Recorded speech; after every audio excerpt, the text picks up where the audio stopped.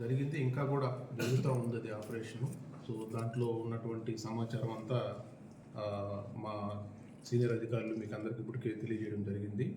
So ఈ కార్యక్రమాలు ఇప్పుడు జరుగుతున్నాయి, అంతకుముందు గతంలో కూడా జరిగాయి, రాబోయే రోజుల్లో కూడా జరుగుతుంటాయి. ఇవి ఈ కోంబింగ్ ఆపరేషన్స్ అనేటువంటివి జరుగుతూనే ఉంటాయి.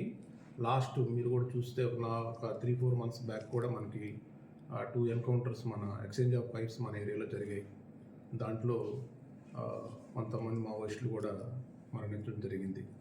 సో అలాగే ఈరోజు జరిగిన దాంట్లో కూడా కొంత క్యాజువాలిటీస్ ఉన్నాయి.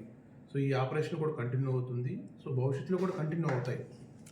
అంటే మావోయిజం దాదాపు కనుమరుగవుతుందన్నది ఇప్పుడు నడుస్తున్న మాట అండి. ఈ నేపథ్యంలో మనం గిరిజనులకి అభివృద్ధి కోసం అంటే భవిష్యత్తులో వాళ్ళు మళ్ళీ మావోయిస్టుల వైపు వెళ్లకుండా మనం ఏదైనా చేయబోతున్నామా?